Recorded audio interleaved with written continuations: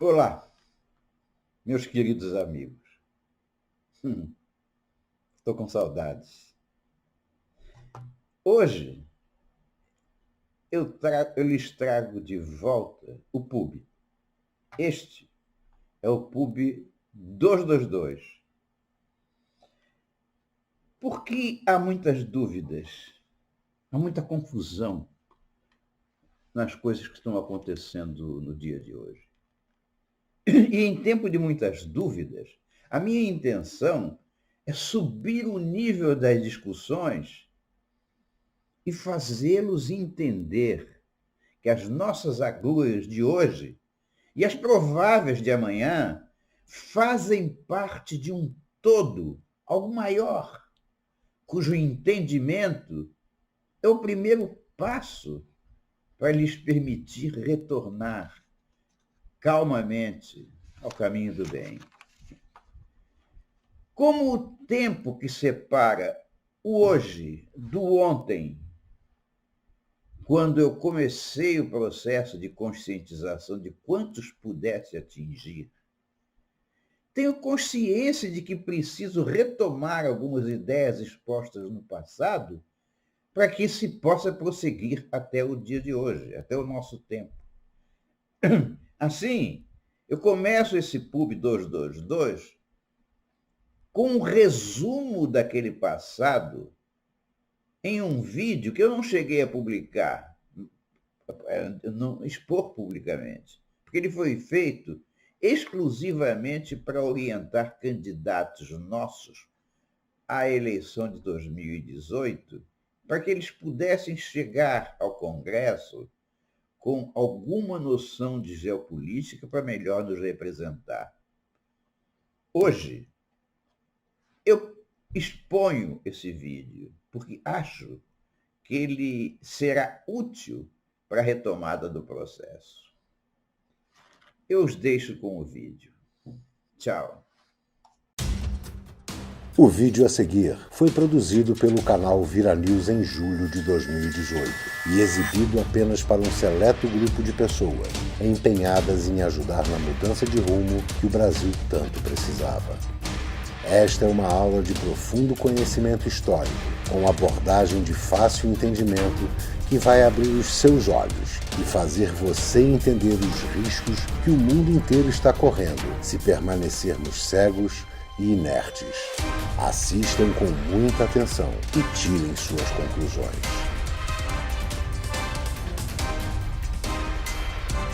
E conhecereis a verdade, e a verdade vos libertará.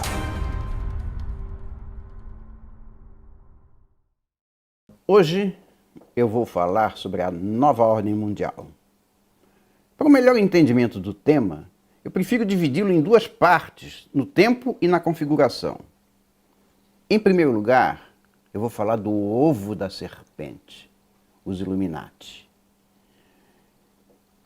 Em 1770, um judeu que se convertera ao catolicismo e se tornara sacerdote, chamado Adam Weishaupt, foi cooptado pela recém-organizada Casa de Rothschild para criar uma seita secreta desertando da igreja. Aliás, deixa eu fazer um parênteses. Daqui para frente, eu vou chamar o Rothschild de Rothschild, porque esse nome é mais familiar aos brasileiros. Bem, o Weishaupt completou a sua tarefa em 1º de maio de 1776. É interessante ressaltar que ele era um jesuíta e professor da lei canônica em uma universidade da Inglaterra, quando abraçou a crença em Lúcifer e renegou o cristianismo. Muito provavelmente, por causa dessa origem jesuítica, muitos ainda acreditam que os jesuítas estão por trás dos Illuminati, o que, a meu ver, não é verdadeiro.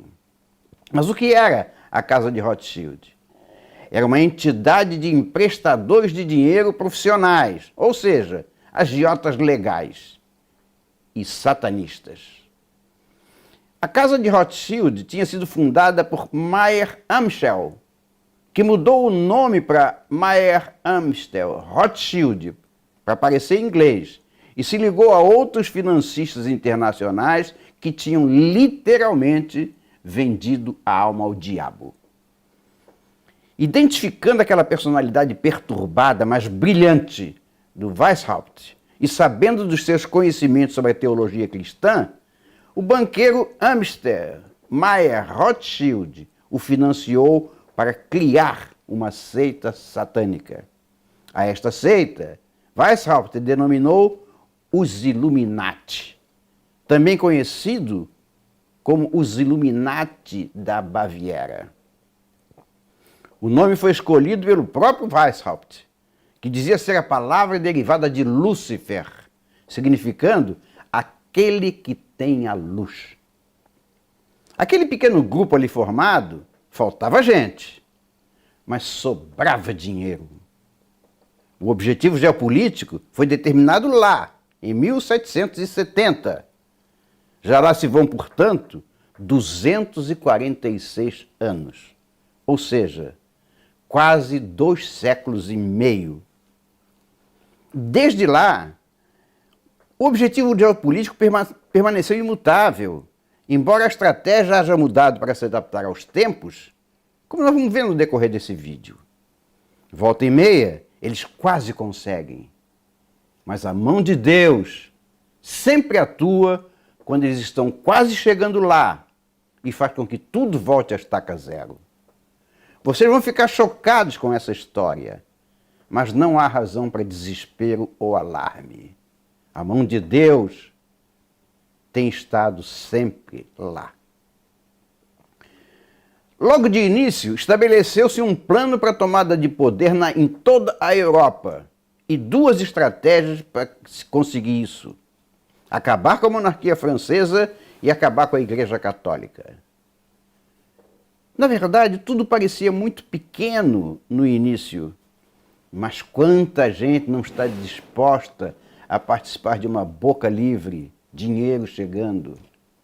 Rapidamente, Weishaupt, que, repito, era uma cabeça privilegiada e tinha em mãos o talão de cheque dos Rothschild, tratou de escolher e cooptar outras pessoas ávidas por poder e dinheiro para influenciar todo e qualquer segmento social que exercesse qualquer tipo de poder cultural, político ou militar. Basta dizer que foi ele, Weishaupt, que financiou o movimento iluminista na França, que estava sob a liderança de Robespierre, a quem Weishaupt tinha delegado a ação de fomentar a Revolução Francesa. E por que escolher o iluminismo? Porque o iluminismo era um movimento global, ou seja, filosófico, político, social, econômico e cultural, que defendia o uso da razão como o melhor caminho para se alcançar a liberdade, a autonomia e a emancipação, rejeitando a ideia da existência de Deus. Voltaire, o símbolo humano do iluminismo, foi um grande agitador e propagandista das ideias do iluminismo. Crítico ferrenho da monarquia e da religião, ele sempre terminava os seus discursos com a seguinte frase: "Écrasez l'infâme", que quer dizer esmagai a infame. A infâmia que ele se referia era a Igreja Católica. Visto assim dessa forma, parece uma teoria distante, resultado de uma reunião de meia dúzia de lunáticos sonhadores que ficavam periodicamente em torno de uma mesa, falando, mas cujas conversas acabavam sempre como um papo de bêbados na madrugada de um bar cheio de fumaça. A comparação pode ser até cômica e exagerada, porque os nossos atores não eram bêbados e nem estavam em uma mesa de canto na madrugada de um bar esfumaçado. Mas, em comparação, uma coisa parece certa: a meia dúzia de lunáticos sonhadores, porque isso é o que eles eram. Na verdade, a Revolução Francesa nasceu da cabeça de Weishaupt e do bolso de Rothschild. As 2 maiores potências mundiais à época eram a França e a Grã-Bretanha. fomentando revoluções internas e coloniais com as quais a Grã-Bretanha tinha que lidar permanentemente, e conquistando a França, o objetivo era provocar um caos que desesperasse as nações e as fizesse ansiar por qualquer paz, viesse de onde viesse. Weishaupt planejava que essa paz caísse no seu colo. Tudo caminhava contento, a estratégia estava dando certo. Foi quando a mão de Deus interrompeu o processo. Vamos falar da França. Em 1784, Weishaupt emitiu suas ordens para a Revolução Francesa. O escritor alemão Stefan Zweig colocou estes planos em forma de livro. O livro continha toda a história dos Illuminati e os planos de Weishaupt para domínio da Europa. Uma cópia desse livro foi enviada aos iluministas da França. Convém lembrar, estavam sob a liderança de Robespierre, um homem de Weishaupt. O mensageiro foi atingido por um raio ao cavalgar no caminho entre Frankfurt e Paris. Caiu fulminado em solo bavário, onde foi encontrado pela polícia local e com ele os documentos. Esses documentos foram entregues às autoridades competentes e eram a prova da conspiração dos Illuminati para usar guerras e revoluções a fim de estabelecer um governo global, retirando os poderes nacionais europeus e os substituindo por outro, supranacional, chefiado pelos Rothschild, naturalmente. O governo da Bavária colocou na ilegalidade os Illuminati e logo em seguida fez publicar todos os detalhes daquela conspiração. Isso aconteceu em 1785. A partir dali, Illuminati se tornou uma palavra abominável, o que fez com que a organização buscasse a clandestinidade. O quartel-general dessa grande conspiração, que no fim dos anos 1700 estava em Frankfurt, mudou-se para a Suíça e depois para Londres. Assim, foi abortada a primeira tentativa de implantação de um governo mundial sob os Illuminati, que eram o braço político do Rothschild. O objetivo geopolítico não foi conquistado porque a estratégia falhou. Foi preciso recomeçar tudo de novo. É claro que Rothschild sobreviveu ao escândalo e não é preciso buscar muito fundo as razões, o dinheiro. Mas na França, a revolução ocorreu e foi bem sucedida em 1789. Os franceses não acreditaram que aquilo era verdade. Vamos falar da Grã-Bretanha. O segundo ato dessa história tem a ver com a Batalha de Waterloo, onde Napoleão perdeu a guerra. Ela ocorreu em 1814, na Bélgica. Conta-se que Rothschild, muito influente e rico já àquela altura, espalhou a notícia de que Napoleão havia ganho a guerra na Inglaterra. Espalhando essa notícia, os britânicos ficaram alarmados, as bolsas de valores caíram quase a zero. E o Rothschild comprou todas as ações. A partir daí, ele começou a controlar a economia da Grã-Bretanha e, indiretamente, de toda a Europa. No início dos anos 1850, os Illuminati realizaram um encontro secreto em Nova York, com a união dos grupos nihilistas e ateístas com todos os outros grupos subversivos em um grupo internacional que seria conhecido como, pasmem, comunistas. Aquela foi a primeira vez em que a palavra comunismo foi usada. E ela deveria ser a arma suprema e a palavra terrível para fomentar futuras guerras e assustar o mundo inteiro, levando a população aterrorizada a clamar por um governo mundial único, naturalmente, Illuminati. Logicamente, a maior parte dos fundos foi fornecida por Rothschild, e esse fundo foi usado para financiar Karl Marx e Engels, quando eles escreveram O Capital e o Manifesto Comunista em Soho, na Inglaterra. Isso explica por que Marx, que não tinha qualquer fonte de renda demonstrável, não só conseguiu escrever o livro, mas fazer dele um sucesso.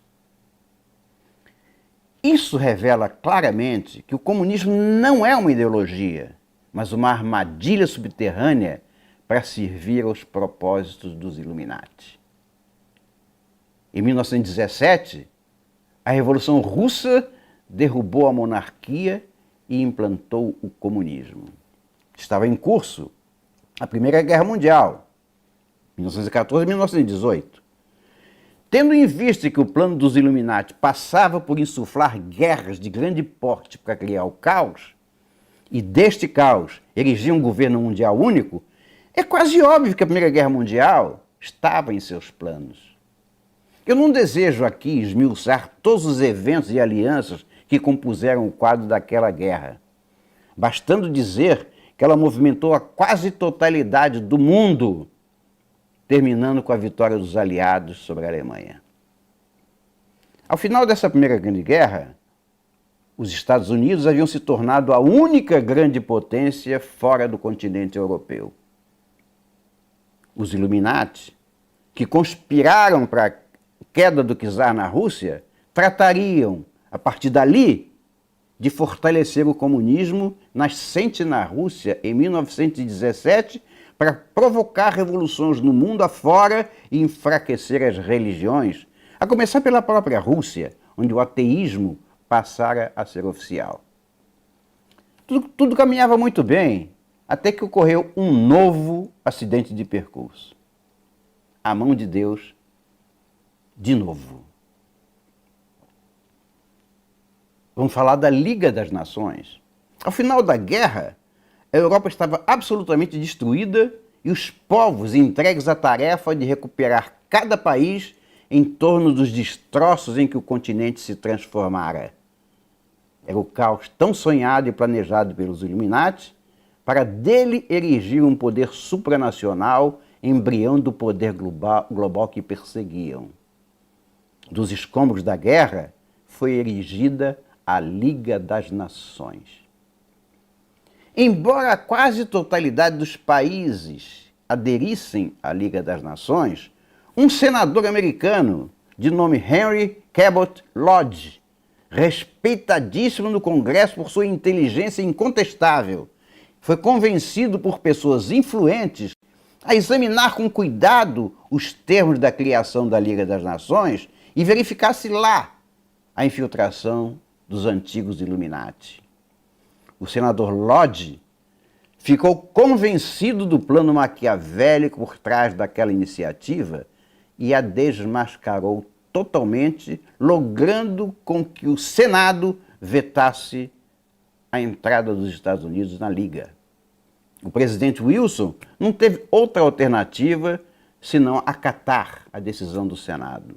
Então, os Estados Unidos ficaram fora da Liga das Nações. Mas a ausência dos Estados Unidos, país fundamental e primeiro alvo dos Illuminati, fez naufragar a Liga das Nações, frustrando aquilo que estava sendo preparado para ser o ovo da serpente do domínio mundial. A partir dali, os Illuminati tiveram de dar um passo atrás para elaborar nova estratégia, ou seja, recomeçar do zero. Do zero não, mas quase. Eu disse quase e não do zero porque eles já haviam logrado nos Estados Unidos, em 1921, organizar aquilo que chamaram de Conselho das Relações Exteriores, o CFR, Council of Foreign Relations. E esse CFR é, na verdade, a presença dos Illuminati nos Estados Unidos. A hierarquia, os cérebros que estão no controle do CFR, em grande parte, são descendentes dos antigos conspiradores originais, mas para esconder esse fato, a maioria deles mudou os nomes de família por outros que parecem ser americanos. Existe um esquema similar também na Inglaterra, que opera sob o nome de Royal Institute of International Affairs. Dito isso, vamos passar para a Segunda Guerra Mundial. Ao final da Primeira Grande Guerra, não só os grandes impérios europeus haviam desmoronado, como o poder maior havia saído da Europa. A grande potência nascente se chamava Estados Unidos e estava ali, na América, longe das influências culturais europeias, pelo menos fisicamente. Como eu já mencionei, os conspiradores sabiam que somente outra guerra mundial criaria as condições para o sucesso do seu plano. Mas teria que ser uma guerra mundial tão terrível que fizesse com que todos os povos do mundo clamassem depois pela criação de algum tipo de organização mundial, uma nova Liga das Nações, que pudesse prometer uma paz duradoura. Mas como é que essa guerra poderia ser promovida? Todas as nações europeias estavam em paz. De certa forma, a Europa, então dividida em grande número de países independentes e traumatizada ainda pelo horror vivido entre 1914 e 1918, dedicava os seus dias e suas políticas a juntar os cacos e tentar colar um pouco do que havia sobrado. Nenhum país tinha disputas com seus vizinhos. E Moscou certamente não se atreveria a iniciar uma guerra, pois até mesmo Stalin percebia que isso significaria a derrubada do seu regime ainda não consolidado. Para os Illuminati, isso não era bom. Eles precisavam arranjar uma guerra. Eles tinham que encontrar algum tipo de incidente para começá-la. O sonhado poder supranacional teria que ser necessariamente precedido do caos. Eis que sem este, país nenhum concordaria em ceder parte da sua soberania a um poder externo, mesmo sob a forma de um colegiado em que ele tivesse assento. Eles vão encontrar na pessoa do Hitler a possibilidade de dar início a uma nova estratégia para criar uma guerra. Eles encontraram na Alemanha um país humilhado. Havia uma nação derrotada, desenvolvida, que poderia ser explorada, transformando aquele sentimento de tristeza e frustração em ódio e revolta. Gestado na própria Alemanha, mais precisamente em Frankfurt, onde a casa de Rothschild tinha sido fundada por Mayer Amschel, é óbvio que os Illuminati, como no passado, ainda mantinham enredadas pessoas influentes, já então engrossadas pelos alunos especialmente educados e treinados para e pela causa. Espalhados pelos bastidores de todo o governo, eles eram especialistas no assessoramento de executivos de alto escalão para levá-los a adotar políticas que, no longo prazo, serviriam aos planos secretos da conspiração Illuminati.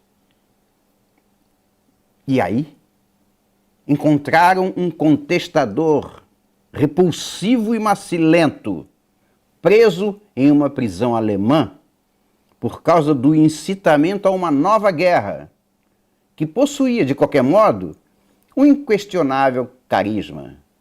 Adolf Hitler, um pobre pintor de casas austríaco que tinha sido cabo no exército alemão e fez da derrota na Primeira Guerra Mundial um caso de indignação pessoal. Ele começou a fazer discursos inflamados sobre isso nas ruas de Munique, explorando, naturalmente, a indignação popular. Hitler falava da restauração da grandeza do Império Alemão e do poder do soldado alemão. advogava a restauração das antigas forças armadas alemãs para serem usadas para conquistar o mundo. Os seus discursos, é claro, mexiam com as emoções e os sentimentos do povo que se juntava ao seu redor.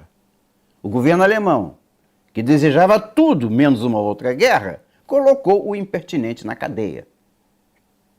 Os Illuminati viram naquela caricatura de homem uma rara oportunidade, já que ele estava preso por expressar muito do que estava engasgado na garganta do povo. Se apropriadamente direcionado, poderia ser a chave para uma outra guerra mundial.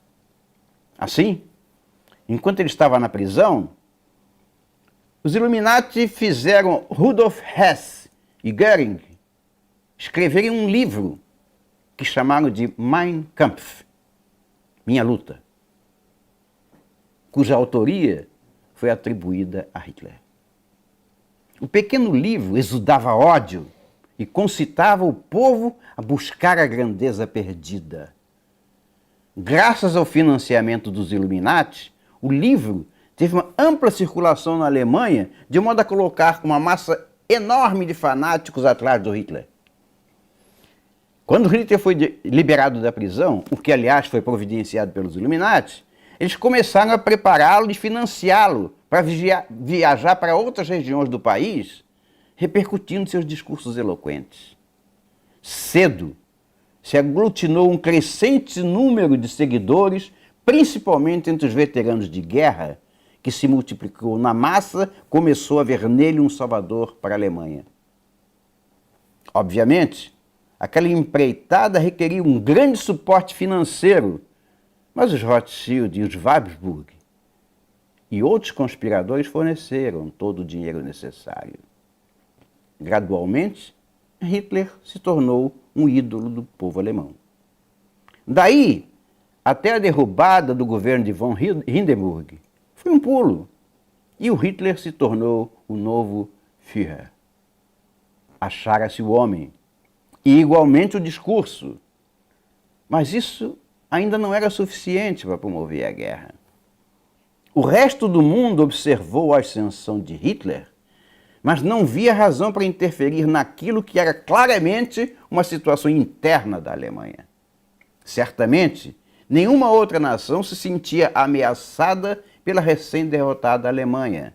O próprio povo alemão não estava ainda suficientemente incitado ou inclinado a cometer qualquer ato de hostilidade contra as nações vizinhas. Os conspiradores teriam que criar as condições para transformar aquele frenesi em ações concretas.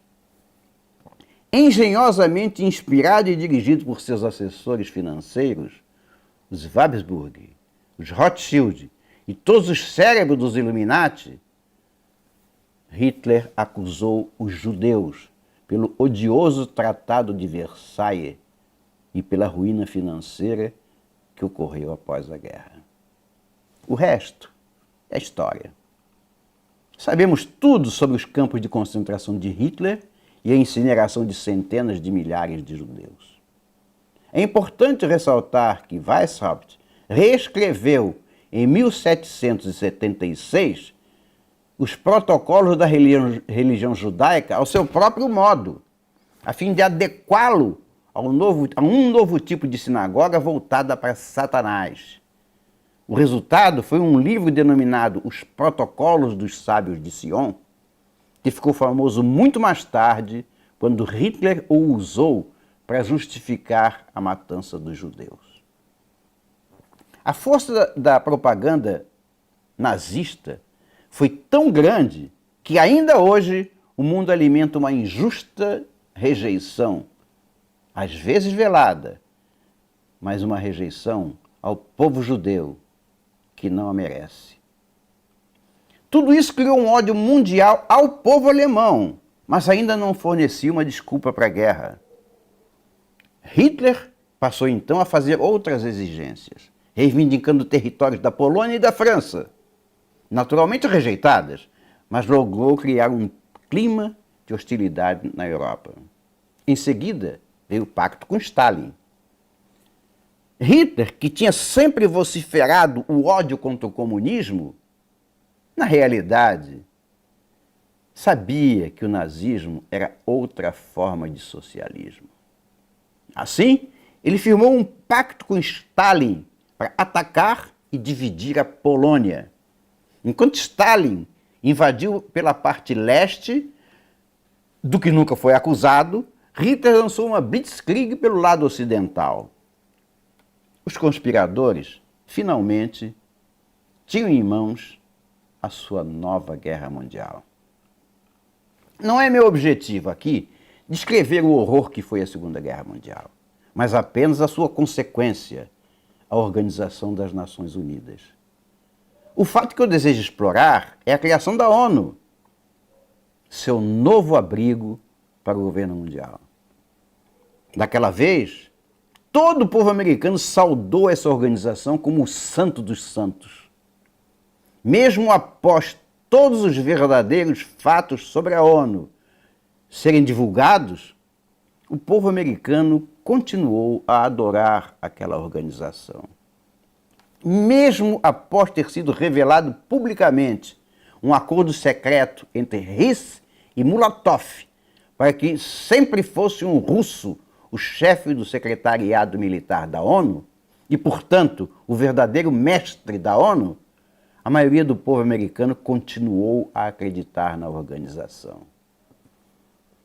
Mesmo após De Lee, o primeiro secretário-geral da ONU, confirmar esse acordo Riss-Mulatov em um livro, a vasta maioria do povo americano não perdeu a fé na ONU. Mesmo após a verdade sobre a guerra da Coreia haver sido revelada, onde foi denunciado o fato de que um general russo, Vasilya, ter recebido licença especial da ONU para que ele pudesse assumir o comando dos norte-coreanos e chineses que estavam combatendo na Coreia contra, não os Estados Unidos, contra a ONU. As tropas americanas na Coreia eram da ONU. Não só os Estados Unidos entraram naquela guerra, porém, eles forneceram 95% dos soldados e 100% dos recursos. Mas observem, era uma guerra da ONU. E a ONU permitiu que um general russo comandasse os exércitos norte-coreanos e chineses. Mesmo assim, o povo americano não desconfiou da ONU. Pelo contrário, o presidente americano, ao perceber que o general MacArthur, que era o comandante das tropas ao sul, na Coreia, ia ganhar a guerra, mesmo com todos os planos sendo boicotados pelo chefe do secretariado da ONU, que era russo, ele ia ganhar. Então, misteriosamente, ele foi destituído do comando. 150 mil americanos foram mortos ou mutilados em uma guerra que a ONU programara para perder. Inacreditável. Mas a razão para essa falta de consciência a respeito do terrível perigo para os Estados Unidos e para todo mundo livre é muito simples. Os cérebros que estão por trás dessa grande conspiração têm o controle absoluto de toda a mídia, toda a comunicação de massa, especialmente da televisão, rádio, imprensa, indústria de cinema em Hollywood. E isso desde aquela época. Vocês podem estar pensando que o que eu estou falando faz parte de uma teoria da conspiração ou de ideias malucas e ambiciosas partidas da minha cabeça. Não, não são. Há vários livros escritos sobre tudo isso, mas eu não vou citá-los agora, porque a minha intenção é apenas mostrar o que nos envolve em termos de geopolítica mundial. Se vocês quiserem se aprofundar no assunto, sem ter que ler pilhas de livros, eu recomendo pesquisar no Google um documento feito por um homem chamado Myron Fagan, um grande escritor, produtor e diretor de cinema e teatro que transitava com desenvoltura nos ambientes culturais e financeiros dos Estados Unidos no início do século XX, tendo sido, por suas próprias palavras, testemunha dos fatos e episódios que ele conta no documentário. Eu disse que ia dividir o tema em duas partes. Eu ia falar primeiro nos Illuminati, o ovo da serpente. Depois eu ia falar na nova ordem mundial. E é o que eu vou começar a fazer agora. Todos sabemos que ao final da Segunda Guerra, Estados Unidos e Rússia formaram uma bipolaridade que todos conhecemos por Guerra Fria. As tecnologias envolvidas na Segunda Guerra Mundial, desenvolvidas para a guerra, foram responsáveis, primeiras, por todo o desenvolvimento tecnológico do mundo moderno. E foram, a partir dali, exaustivamente empregadas para a conquista da hegemonia militar no planeta, em uma vertiginosa corrida armamentista que aterrorizou o mundo, tal a capacidade de destruição acumulada pelos dois lados. Na verdade, a paz mundial residia na capacidade de retaliação entre eles. Mas em 1983, o presidente Reagan anunciou na televisão o início do projeto IDE, Iniciativa de Defesa Estratégica, apelidado logo pelo senador Ted Kennedy de Star Wars. E esse projeto visava materializar no espaço um escudo espacial contra mísseis russos, destruindo-os no ar antes que atingissem o solo americano. Isso provocou um desespero enorme entre os militares russos, pois, se concretizado, neutralizaria a capacidade de retaliação, fazendo-os, então, alvos fáceis para um ataque americano. Pesados os prós e os contra, a Rússia decidiu acabar com o comunismo, promovendo a glasnost e a perestroika em 1986. Esses dois projetos, a glasnost e a perestroika, foram responsáveis diretas pelo desmoronamento da União Soviética, que se partiu em 15 países independentes, cada um deles seguindo o próprio caminho, naquilo que Gorbachev definiu como a política do My Way, imediatamente apelidada de Teoria Sinatra. Função do reconhecimento de que a União Soviética não era mais uma ameaça, o Congresso americano retirou as verbas do Star Wars, o que era, no fim das contas, o dever de casa de Gorbachev. O símbolo maior da queda da União Soviética, a queda do Muro de Berlim, se deu em 1989. O comunismo parecia morto, mas ia ganhar um aliado de peso, os Illuminati. A queda da União Soviética desnudou algo que era pressentido, mas nunca visível. No dia seguinte à queda, despontaram dentro da cortina de ferro centenas, milhares de milionários, miliardários, em demonstração inequívoca que havia um capitalismo oculto lá, desde há muito dominante. O governo, a nomenclatura e os capitalistas ocultos formavam um anel que foi capaz de aprisionar um imenso povo por mais de 70 anos, sem qualquer chance de libertação, por meio de uma enorme máquina de vigilância e truculência. Como o projeto Illuminati tinha como objetivo o aprisionamento de uma população, a planetária, que melhor forma de governo poderia achar? Passo imediato, foi escolhido o modelo comunista da antiga União Soviética como ideal para aquele propósito maldito. Ali nasceu a nova ordem mundial, juntando Illuminatis e comunistas, em 1990. Ali nasceu uma força muito maior, que elegeu o comunismo como sua forma de conquista e regou com um mar de dinheiro para viabilizá-lo. A esquerda, de que tanto nós falamos, nada mais é hoje do que o braço operacional da nova ordem mundial, e é por isso que seus projetos dominaram no nosso mundo ocidental quase tudo, inclusive o Brasil. Lembremos que o Foro de São Paulo foi criado em 1990 e não foi por coincidência. Como a ONU, como nós já vimos, fora uma criação Illuminati, a ela foi entregue um novo projeto, agora com o nome de Nova Ordem Mundial. Então, o novo projeto foi meticulosamente tecido nas entranhas da ONU, começando por elaborar um documento que constitui, na verdade, a sua Constituição, a Carta da Terra.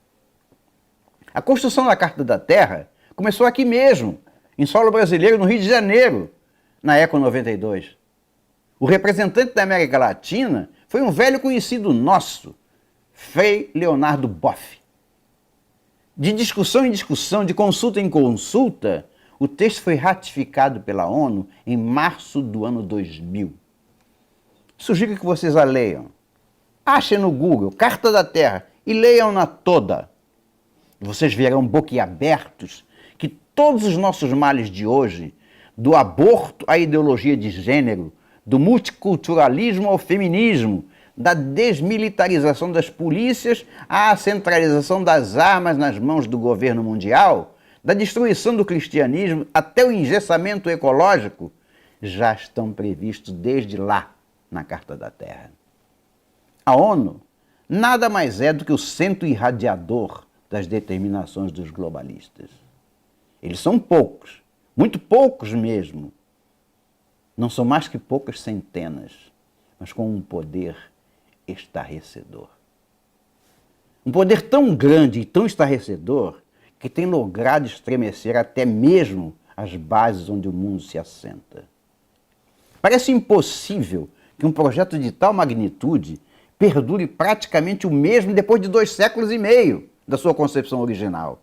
Como impensável também parece que a forma de atuação daquele grupo maldito, as suas estratégias, estejam hoje muito próximas, praticamente as mesmas da versão original, traçadas pela mão do próprio Weishaupt há 250 anos. De acordo com ele, a conquista do mundo deveria passar necessariamente pela produção do caos, e um caos de tal monta que os povos a ele submetidos clamariam pela paz, viesse de onde viesse. Eles perseguem esse objetivo desde sempre e até hoje. A nova ordem mundial é um projeto de dominação de todas as nações da Terra, usando todos os recursos políticos e tecnológicos disponíveis para lograr o seu intento. A sua plataforma? A ONU. A ONU proclama abertamente que seu principal objetivo é um governo único, o que significa leis globais, uma corte internacional de justiça, forças militares mundiais, escolas mundiais, igreja mundial, onde o cristianismo vai ser banido. Basta dizer que uma legislação da ONU foi aprovada para desarmar todos os cidadãos norte-americanos. Balão de ensaio, começa lá. Para desarmar todos os cidadãos norte-americanos e transferir as Forças Armadas para a ONU. E 50 congressistas americanos chegaram a apresentar um projeto de lei para transferir imediatamente as Forças Armadas americanas para a ONU. Felizmente não passou. Mas vejam a profundidade disso. O Rothschild deu a um indivíduo chamado Jacob Schiff a tarefa de criar um movimento para destruir a religião dos Estados Unidos, sendo o cristianismo o alvo principal. Obviamente, a destruição do cristianismo só poderia ser realizada de forma subversiva e indireta. E nada melhor do que escolher um insider, um padre, um clérigo, um pastor, para começar isso. E assim foi feito. O Rockefeller, Illuminati, escolheu um jovem, um suposto ministro cristão, que vocês conhecem por Reverendo Ward. Naquele tempo, ele lecionava religião em um seminário, o Seminário Teológico União. Rockefeller descobriu um Judas muito bem disposto naquele reverendo e ofereceu financiamento para ele criar a Fundação Metodista de Serviço Social. E o trabalho de Ward era ensinar rapazes brilhantes a se tornar supostos ministros de Cristo e colocá-los como pastores dessa igreja esquerdizada. Ao mesmo tempo que os ensinava a se tornar ministros, o reverendo Ward também lhes ensinava como sutil e engenhosamente pregar para as congregações que toda a história de Cristo era um mito e lançava dúvidas sobre a divindade dele, de Cristo. Em resumo, lançar dúvidas sobre o cristianismo como um todo. Não seria um ataque direto, mas muito dele seria feito por uma engenhosa insinuação que seria articulada, em particular, aos jovens da escola dominical. A Fundação Metodista de Serviço Social mudou de nome várias vezes, acabando por adotar o nome de Conselho Nacional das Igrejas. Lindo nome, né? Só que esse reverendo Ward também foi cofundador da Liga Americana contra a Guerra e o Fascismo, outro lindo nome, que se tornou o Partido Comunista dos Estados Unidos. Em resumo, toda a carreira de Ward exala o odor do comunismo e ele foi identificado como um membro do Partido Comunista. Morreu como um traidor imoral, tanto de sua igreja quanto do seu país. E esse foi o homem que Rockefeller escolheu e financiou para destruir a igreja cristã na América, de acordo com as ordens emanadas dos Rothschild. Com a criação da ONU, em 1945, e porque já sabemos que os planos por trás da sua criação eram Illuminati, os regimes comunistas da União Soviética, da China, da Coreia do Norte foram protegidos contra qualquer tipo de sanção partida da ONU, escondendo do resto do mundo as atrocidades ali cometidas, onde os cadáveres se empilharam às dezenas de milhões. Aquilo era, seguramente, um monumental campo de provas para a nova ordem mundial, que não só buscava no comunismo a forma ideal de perpetuação no poder, como exercitava outras ideias demoníacas vindas dos Illuminati, como, por exemplo, a diminuição da população do mundo para melhor dominá-la. E agora eu espero que você tenha entendido as razões da criação da ONU e as cabeças maléficas que estavam e estão por trás da sua criação e da sua atuação. Espero também que você perceba que com a existência da ONU como um poder supranacional, acima das soberanias de todas as nações do planeta, as ações desse organismo têm que estar em perfeita harmonia com o plano Illuminati. E isso é o que se chama de nova ordem mundial. Vamos tentar entender o mecanismo de sua atuação. Olhando o mundo para eles era uma colcha de retalhos. Mas eles queriam fazer dessa colcha uma colcha enorme que cobrisse o mundo inteiro. Mas como em uma colcha de retalhos, a costureira pega vários pedaços primeiro e os une, fazendo um pedaço maior. Maior do que cada peça isoladamente. Depois ela vai juntar os pedaços grandes. A primeira grande seção daquela colcha foi a União Europeia, para fazer valer em toda a Europa os mandamentos do Parlamento Europeu, sediado em Genebra. A segunda grande seção foi a URSAL, que a gente conhece, União das Repúblicas Socialistas da América Latina.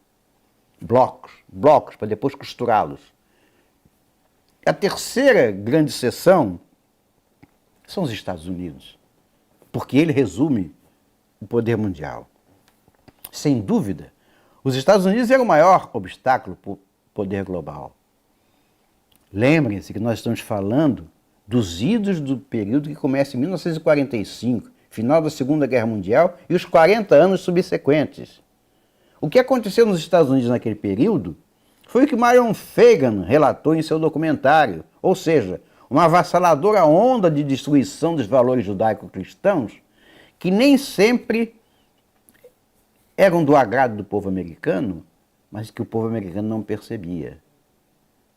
A população, à época, estava inteiramente desavisada e à mercê de uma imprensa cúmplice de um projeto de dominação que lhe negava qualquer poeira de conhecimento, tal qual nós aqui com a teologia da libertação. É importante ressaltar que, com perdão dos exageros, a nova ordem mundial detinha todo o dinheiro do mundo e os melhores cérebros desse mesmo mundo a seu serviço. Toda a implantação da nova ordem mundial é financiada pelas grandes fundações do mundo ocidental. Também algumas do Japão e da Europa. E eu cito como exemplo as fundações Rothschild, Rockefeller, Carnegie, Kellogg, Ford, Bill e Melinda Gates, Open Society, Soros, Project Syndicate, Avast, só para citar algumas. Todas essas fundações financiam e orientam milhares de ONG espalhadas pelo mundo inteiro, no mais das vezes composta de pessoas que nem desconfiam que são inocentes úteis nas mãos habilidosas e invisíveis das quais partem todas as ordens. Essas ONG, que conhecemos muito bem pelas que estão aqui implantadas, dão a capilaridade necessária para que o mundo se dobre ao politicamente correto. Na verdade, eu duvido muito que as pessoas que, na maioria das ONG, trabalham, saibam que cumprem a Carta da Terra, o monstro criado na ONU por dois organismos internacionais. A Cruz Verde Internacional, presidido por Mikhail Gorbachev, e o Conselho da Terra, dirigido por Maurice Strong. Não coincidentemente, o secretário-geral da ONU, que a impulsionou aqui mesmo, nas nossas barbas, na Eco 92. Duvido também que a maioria saiba que a Carta da Terra mereceu a chancela de personalidades tão díspares quanto David Rockefeller e Frei Leonardo Boff. Os dois assinaram. Sendo a ecologia a nova ideia força que alavanca o movimento da nova ordem mundial e o seu braço político, a esquerda mundial, não é de surpreender que todos os partidos verdes nascidos desde então, inclusive o nosso, tenham sido fundados e mobiliados pelos antigos comunistas, viúvos de sua ideologia morta e noivos dessa nova ideologia nascente, o verde.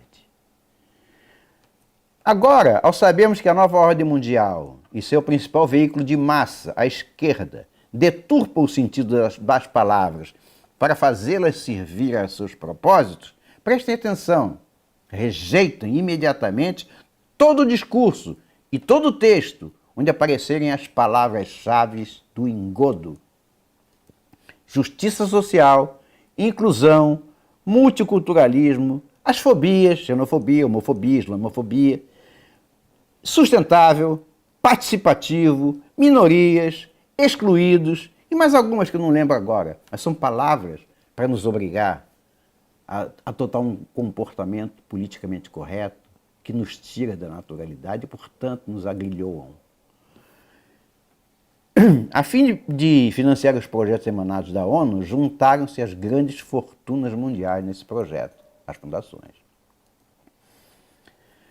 O meu próximo objetivo é mostrar a você, com todas as letras, como e por que nós, cristãos, fomos eleitos como o inimigo número 1 da nova ordem mundial e porque também somos nós que vamos derrotá-los. Vamos falar nos 10 mandamentos. Aqui, os 10 mandamentos da lei de Deus.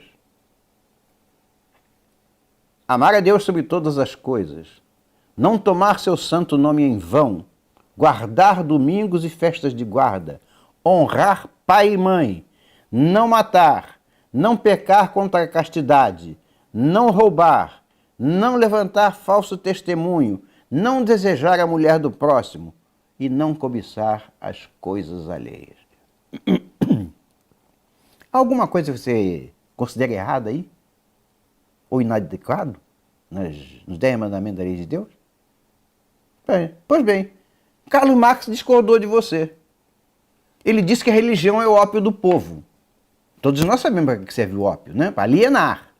Então, segundo Marx, esses mandamentos alienam o povo. Por que ele disse isso? Porque ele pregava uma revolução do proletariado, com uso de violência, para acabar com a burguesia, implantando a ditadura do proletariado, terminando com a propriedade privada e enterrando de vez a democracia. Para ele, consequentemente, o seu recado era muito claro. Esqueça Deus, ele não existe. Pai e mãe não têm que ser honrados. O Estado é que tem que ser honrado. E por isso, a Rússia criou o denunciante do bem, o herói nacional que acusasse os seus pais se desconfiassem que era contra o regime. Segundo os comunistas, matar?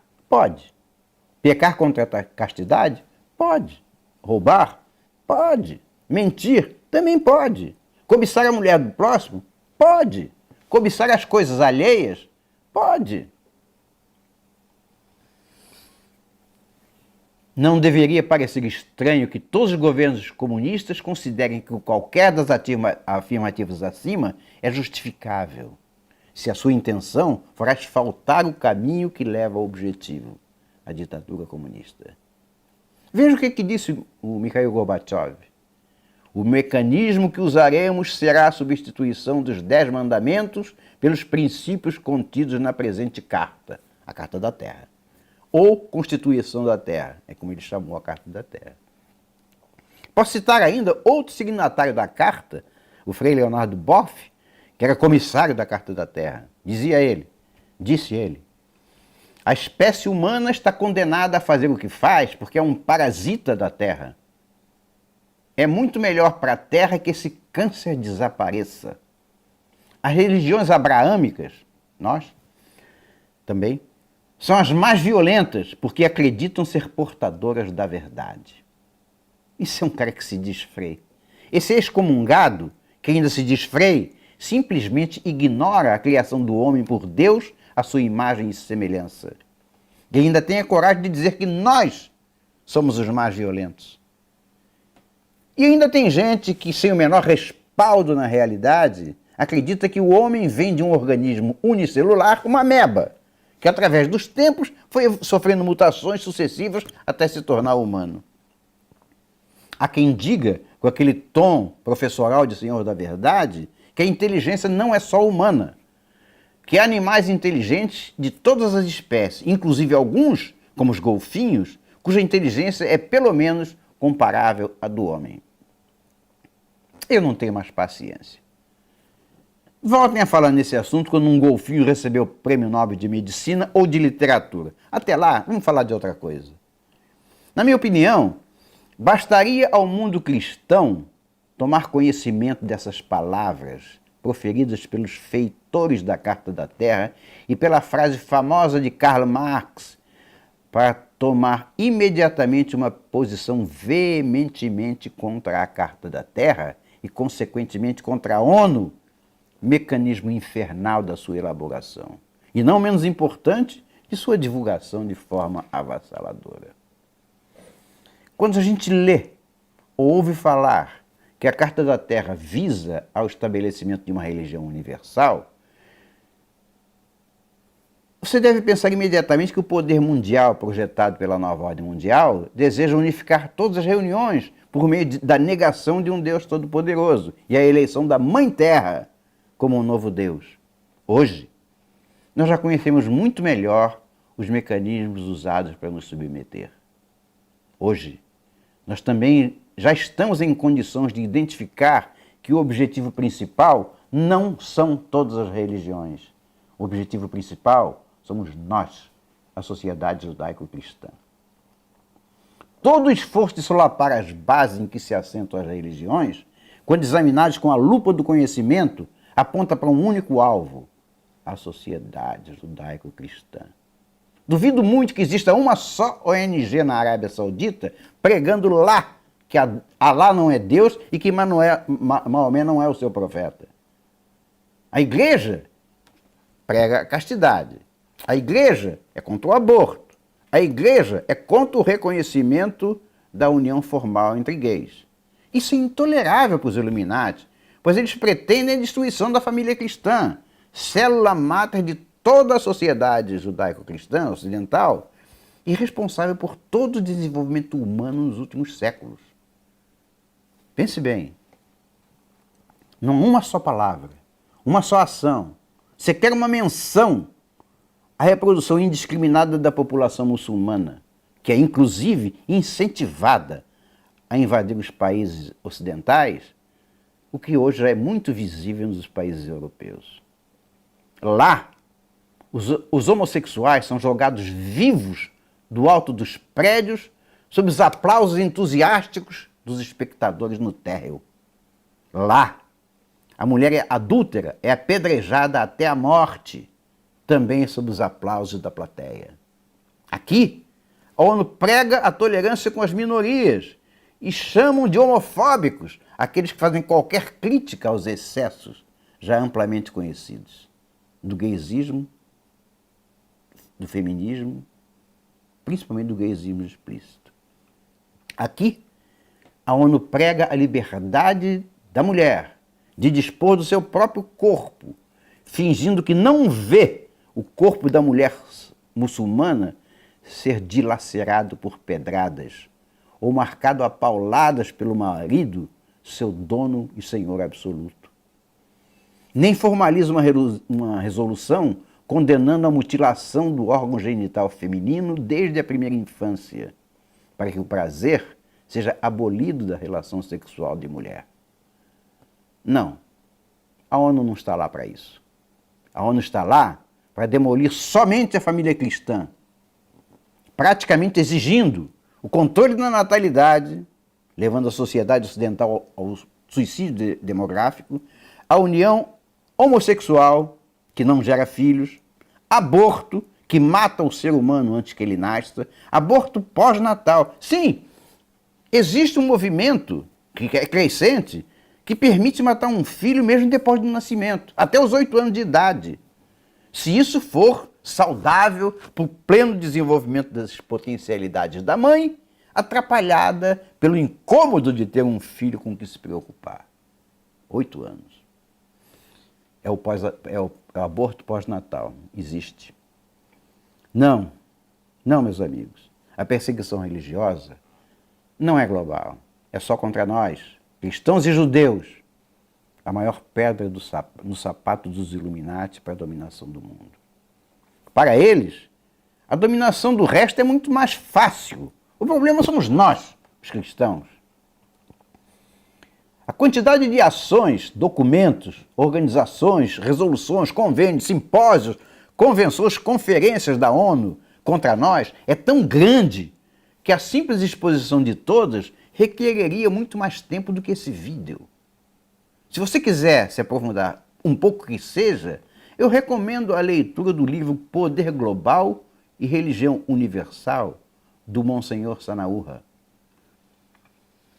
As ONGs espalhadas pelo mundo, e olha, são 10 milhões, são porta-vozes da Carta da Terra.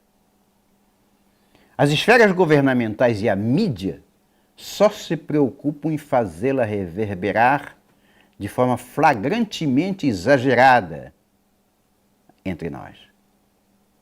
A causa, a gente já sabe. O resto é para inglês ver. A mídia amestrada, ou melhor, financiada, só grita palavras de ordem contra nós. E como já todos puderam perceber, passa panos quentes nas atrocidades dos outros, da mesma forma que escondeu de nós todo o holocausto comunista da União Soviética, da China e do Laos.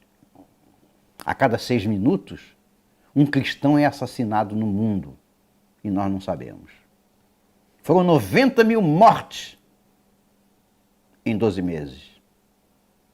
No ano fiscal de 2016, nos Estados Unidos, entraram no país 12.486 muçulmanos e apenas 68 cristãos. Foi antes do Trump. Como assim? Um país cristão como os Estados Unidos dá as costas para os refugiados árabes cristãos que estão sendo dizimados e maltratados para acolher muçulmanos em uma relação de proporcionalidade tão escandalosa, escancarada? É isso mesmo. Viva o Obama. Viva Hillary. Viva o Partido Democrata. Enquanto isso, o que fez a ONU? Vejam o que diz Hiroshi Nakajima, diretor da Organização Mundial de Saúde. Percebam o nome, Organização Mundial de Saúde. As diferenças biológicas e genéticas das pessoas podem limitar seu potencial de saúde. Os adultos saudáveis e produtivos são os únicos que terão lugar na nova sociedade. O esforço dos sistemas nacionais de saúde terá que ser direcionado apenas para eles, e eles serão os únicos a ter direito a uma atenção médica de qualidade. Ele está separando os humanos de saudáveis ou não saudáveis. Só os saudáveis têm direito. Os demais vão estar fora do sistema. E diz mais ele, a ética judaico-cristã não poderá ser aplicada no futuro. Organização Mundial de Saúde. Por quê? Ora, porque para nós, uma vida é uma vida. Uma pessoa é uma pessoa. E não uma engrenagem de produção. A saúde, diz ele, é um estado de bem-estar biopsicossocial e não apenas ausência de doença. Essas frases colocadas pela ONU e nos documentos da Carta da Terra e a Ética Planetária sempre tem uma aparência de bondade. Mas quando você entra no mérito, você vai entrar nas entrelinhas, leia-se. A saúde psíquica da mãe é motivo do aborto terapêutico. As instruções partidas da ONU, sempre com o respaldo das organizações criadas e fomentadas por ela mesma, com os membros escolhidos a dedo para repetir sempre os mesmos discursos, deveriam ser examinados e perfeitamente conhecidos de todos. Na verdade, ocorreu o oposto. Todas as pessoas do mundo, aí incluídos nós brasileiros, são bombardeadas diuturnamente pelos ditames da ONU, sem sequer desconfiar das origens. Quando a esquerda brasileira defende o aborto, luta pela imposição da ideologia de gênero, incentiva o gaysismo e o feminismo, promove a defesa dos marginais em detrimento da polícia, ela não está sendo original. Apenas segue a cartilha da ONU, que nada mais é do que o braço operacional da nova ordem mundial, que precisa do caos para se instalar sobre a Terra. A ONU promove encontros, simpósios, conferências as mais diversas, apenas para disseminar as malditas ordens dos globalistas. Quando eu mesmo participei como coordenador de segurança das comunicações na Eco 92, nem passava pela minha cabeça que ali mesmo, debaixo do meu nariz, o Maurice Strong, secretário-geral, estava iniciando a divulgação da farsa das mudanças climáticas ou aquecimento global para iludir o mundo e aprisionar os países pobres em seu próprio subdesenvolvimento. As investidas são muitas, sempre travestidas de defensores de alguma coisa nobre que escondem os propósitos reais. Eu vou citar algumas coisas que diz a Carta da Terra. Não vou me aprofundar muito não, porque já estamos acabando. Mas vou citar algumas coisas. Princípios para viver de forma sustentável. Dar forma às leis nacionais de todos os países, sendo incorporada por todos os indivíduos em seus códigos de comportamento pessoal e social. Deve-se alcançar o equilíbrio entre a capacidade de carga da terra, o volume da população e os estilos de vida de cada indivíduo. Olha bem, eles estão querendo controlar quanta gente a terra suporta e vão eliminar os demais. O tamanho da família é um assunto de interesse mundial. Está escrito aqui. Deixou de ser assunto nosso. É de interesse mundial. Dito de outra forma, a maternidade e a paternidade deixam de ser, assim, decisões pessoais para se tornar uma questão política. Por conta do aquecimento global, o Al Gore, lá pelos anos 90, propôs um rigoroso controle de natalidade em nível mundial, sob o pretexto de preservar os recursos do planeta. Ele só esqueceu de fazer o discurso dele lá no mundo árabe. Não sei porquê. Václav Klaus, presidente da Tchecoslováquia agora, declarou incisivamente a sua posição sobre esse tema em plena reunião para a assinatura do Protocolo de Quioto, aquecimento global. Combato esse novo alarmismo sobre aquecimento global que se transformou em uma ideologia, em uma tentativa de reprimir a liberdade individual e o desenvolvimento da prosperidade do mundo. Isso foi um chefe de Estado há pouco tempo, polonês, tcheco. Vamos saber o que é o grupo The Elders. Existe um grupo formado por 11 membros, não, 12 membros. Tem lá o Jimmy Carter, o Desmond Tutu, aquele bicho lá da África, Kofi Annan, já foi secretário-geral da ONU, e Fernando Henrique Cardoso. E mais 9 membros, entre eles Mary Robinson, que foi ex-presidente da Irlanda e é porta-voz do direito ao aborto e lobby gay. Assim como outro membro é Gro Brundtland, ex-primeira-ministra da Noruega, abortista e pró-gay. O Elders, esse grupo, é financiado pelo George Soros. E ali está sentado o nosso ex-presidente Fernando Henrique Cardoso, do PSDB. Estranho, né? Eu acho que já lhes dei uma ideia do tamanho do problema. A nova ordem mundial é o jogador que está do outro lado do nosso tabuleiro de xadrez. Ela é a coisa mais importante que aconteceu e acontece no mundo no mundo de hoje todo. Embora a maior parte da população do planeta sequer a conheça pelo nome. Dito assim, a não parecia imbatível. E realmente era.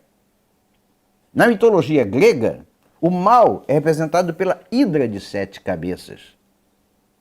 Na mitologia grega, a Hércules foi dada a missão de destruir a Hidra.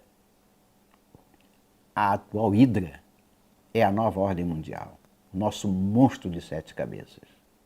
Para nossa alegria e ânimo, Hércules já está entre nós. Mas esse é assunto para outro vídeo. Eu preciso terminar com uma palavra de otimismo. Tudo isso está mudando a partir da ascensão da direita mundial, da nova ordem mundial, que é sobre o que nós falaremos em outro vídeo. As nuvens cinzentas começam a se dissipar no nosso céu.